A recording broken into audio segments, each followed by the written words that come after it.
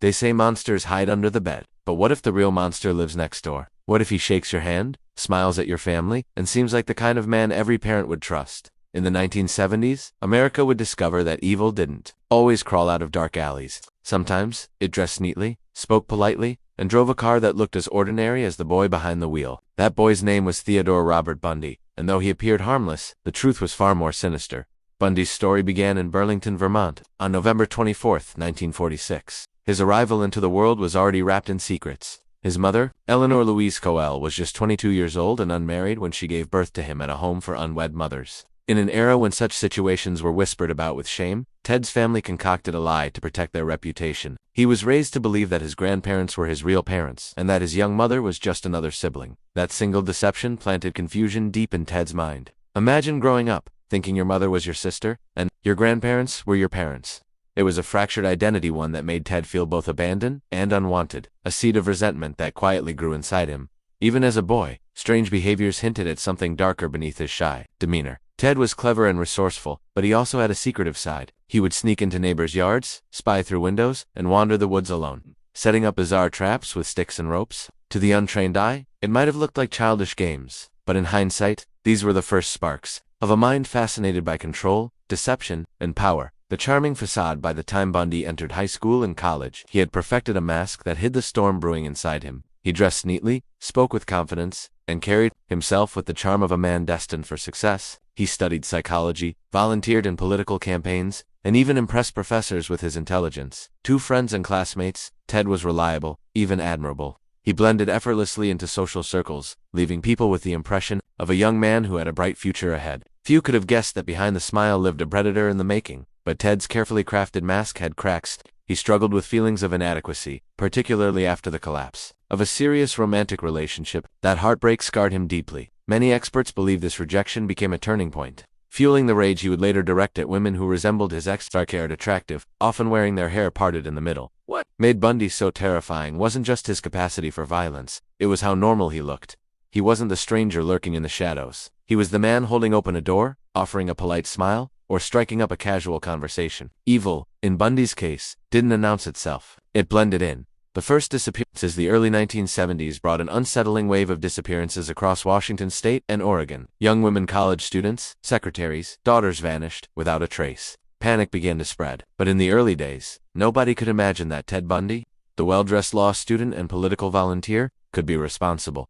Bundy had perfected a chilling hunting strategy. He would feign injury, an arm in a sling, a cast on his leg, and ask women for help with something simple, like carrying books or loading equipment into his Volkswagen Beetle. It was a car so plain, so ordinary, that it raised no suspicions. Once his victim stepped close enough, the friendly mask would fall away, and Bundy would strike out at first. The police didn't connect the dots. After all, missing young women weren't uncommon in the early 1970s, but soon, the pattern became undeniable. The victims all seemed to share striking similarities: long hair, parted down the middle, attractive, youthful. The disappearances came so frequently that fear began to grip the Pacific Northwest. July 14, 1974, Lake Sammamish breaking point came on a bright summer day at Lake Sammamish State Park near Seattle. Thousands of families, couples, and students gathered by the water. It was the perfect day to relax, swim, and escape the heat. But among them was a predator, hidden in plain sight. Bundy, with his arm in a sling, approached women one by one. He introduced himself simply as Ted and claimed he needed help loading a sailboat. His calm demeanor and polite manner lowered defenses instantly.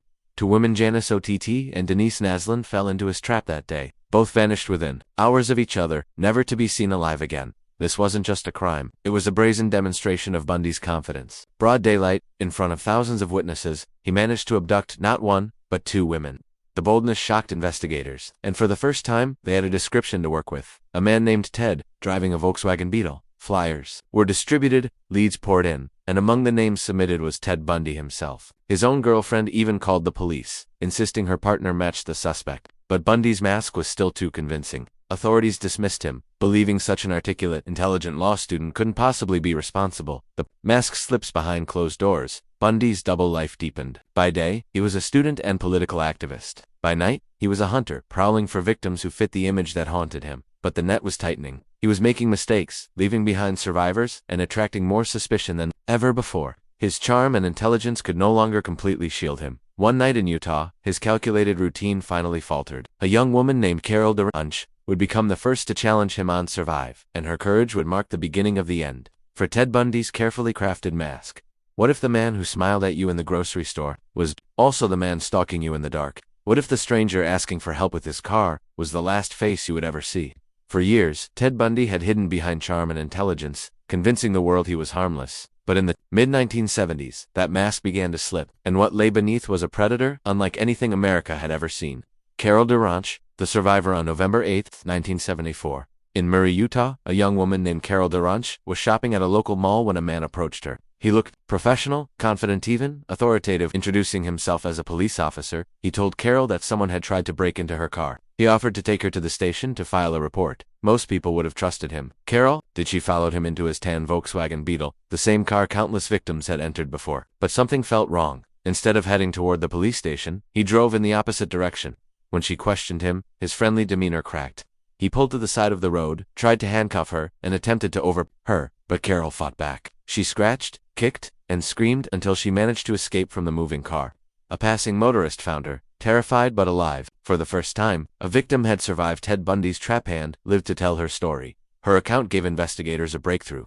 They now had a physical description, a car model, and a chilling method of operation. The hunter was no longer invisible. The arrest in Utah's disappearances continued across Washington, Oregon, and Utah. Suspicion grew. In August 1955, a patrol officer spotted a tan Volkswagen Beetle cruising suspiciously in a residential neighborhood. Inside the car, police discovered masks, gloves, a crowbar, rope, an ice pick, and handcuffs. These weren't burglary tools. They were the weapons of a predator. Ted Bundy was arrested and soon charged with the attempted kidnapping of Carol DeRanche. For investigators, it was a victory, but they still didn't grasp the full scale of his crimes. To them, Bundy was clever, educated, and unusually confident. Some still doubted he could be a serial predator, but Bundy was just getting started. In a game of manipulation that would shock the world, a cunning escape in 1977, Bundy was extradited to Colorado to face murder charges in the case of Karen Campbell, a young nurse who vanished from a hotel in Aspen. For the first time, Bundy would face trial for murder. But this wasn't just any defendant, this was Ted Bundy, the man who thrived on attention and control. Pretending to study law, Bundy convinced guards to let him spend hours in the courthouse library, unshackled, preparing his own defense. It was all part of a bigger plan. On June 7, 1977, during a recess, Bundy waited until guards looked away. Then, he leaped from a second-story window and disappeared into the Colorado mountains. The daring escape stunned authorities and captured headlines nationwide. For 6 days, Bundy was free. He survived by breaking into cabins, stealing food, and evading massive search efforts. But hunger, exhaustion, and his unfamiliarity with the rugged terrain betrayed him. He was recaptured near Aspen, looking thinner but still smiling as if the entire ordeal had been a performance. The great jailbreak. Most criminals would have stopped after one failed escape, but Bundy wasn't like most criminals. He thrived on control, on outsmarting his captors, on proving that he was smarter than everyone else. Back in custody, Bundy quietly began planning again. This time, he starved himself, dropping weight until he was thin enough to squeeze through a hole he had secretly cut into the ceiling of his cell. On December 30, 1977, while guards watched a New Year's movie, Bundy climbed through the ceiling, crawled into a jailer's apartment, changed into street clothes, and simply walked out the front door. The escape went unnoticed for 17 hours. By the time anyone realized, Ted Bundy was already gone hundreds of miles away, driving toward his next hunting ground, Florida. A new hunting ground. Bundy's freedom led him to Tallahassee, Florida, where he blended into the college town's nightlife. To the outside world, he was just another drifter, polite enough to rent a room and blend into the background. But his violent urges were boiling over. On the night of January 15, 1978, Bundy unleashed one of the most savage attacks in American history. He broke into the Chi Omega sorority house at Florida State University. In a matter of minutes, he brutally assaulted 4 women. Margaret Bowman and Lisa Levy were murdered in their beds. 2 others were left critically injured but survived. Bundy wasn't finished. Hours later, he attacked another woman just blocks away. The violence was escalating.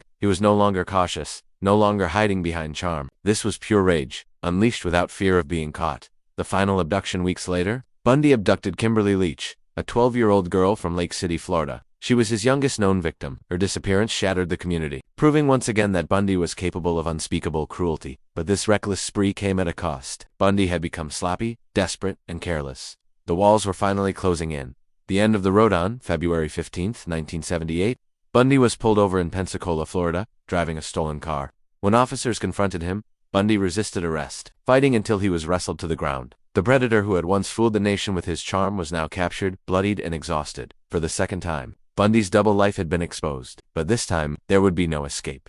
His arrest set the stage for one of the most infamous trials in American history, a trial that would turn Bundy into a national spectacle and reveal the horrifying scope of his crimes. They say the courtroom is where truth finally defeats deception. But what happens when the man on trial is a master of deception himself? In 1979, the world would watch as Ted Bundy, one of America's most terrifying killers, stepped into the spotlight, not hiding, not ashamed, but smiling for the cameras. For Bundy, the courtroom wasn't just a place of justice, it was a stage, and he was determined to play the leading role. The trial of the Central Bundy's capture in Florida marked the beginning of a legal battle that would grip the nation. His first trial was for the brutal Chi Omega sorority murders. For the first time in U.S. history, a criminal trial was televised nationwide. Millions tuned in to see the man accused of killing and assaulting young women. But Bundy wasn't just any defendant. He had studied law in college, and with twisted arrogance, he insisted on representing himself. He cross-examined witnesses, smiled at reporters, and carried himself not as a man facing death, but as if he were auditioning for fame. The public was fascinated. Some viewers even wrote him love letters, convinced that such a charming man couldn't possibly be guilty. Others were horrified. Watching the predator bask in attention, Bundy had turned his trial into a circus. But the evidence told a different story. The bite mark evidence, forensic science, was about to play a critical role. Among Bundy's victims, Lisa Levy's body carried a chilling clue. Bite marks, investigators, matched the impressions to Bundy's own teeth. An exact match that left little doubt in the end. The jury needed less than 7 hours to deliver their verdict. Ted Bundy was found guilty of the Chi Omega murders and sentenced to death. But Bundy's story didn't end there. Kimberly Leach, the youngest victim, May 2nd. Trial followed for the abduction and murder of 12-year-old Kimberly Leach, whose remains had been found after his arrest. The evidence was damning, and the jury once again sentenced Bundy to death. By now, Bundy's smiling mask was cracking. The once confident law student and political volunteer was now a condemned man on death row. But Bundy wasn't finished with his games. Manipulation from death row at Florida State Prison. Bundy became the subject of endless interviews and psychological studies. He refused to fully confess, instead dangling pieces of information, claiming he could reveal the names of more victims if only the authorities delayed his execution. Investigators believe Bundy killed at least 30 women, but many experts are convinced the real number is much higher. Some victims were never found, their fates forever lost in the shadows Bundy left behind. He toyed with journalists, manipulated supporters, and even proposed to a former girlfriend in the courtroom, turning his own trial into a twisted love story. Bundy fed on attention until the very end, the final hours on January 24, 1989. After years of appeals and delays, the final chapter of Ted Bundy's life arrived. Outside Florida State Prison, crowds gathered with signs, cheering for his death. Some celebrated with fireworks. For them, Bundy's execution wasn't just justice, it was closure. Inside the prison, Bundy's mask was finally gone. His once charming demeanor had collapsed into fear and regret. He gave a final statement, admitting to some of his crimes, but never revealing the full truth. Then, strapped to the electric chair known as Old Sparky, Ted Bundy was executed. At 7:16 a.m., the current surged and one of America's most infamous killers was pronounced dead. The crowd outside erupted in celebration. The monster was gone. Legacy of a monster dead. Bundy's story remains one of the darkest reminders in American history. He wasn't the stranger hiding in alleys or the man who looked dangerous at first sight. He was the neighbor, the student, the volunteer, the man who looked safe, trustworthy, even charming. That's what made him terrifying. Evil didn't announce itself. It smiled. It offered to help. It asked for your trust. And once you gave it destroyed you. Bundy's legacy isn't just in the horror of his crimes, but in the warning his story leaves behind. Monsters don't always look like monsters. Sometimes, they look like the boy next door.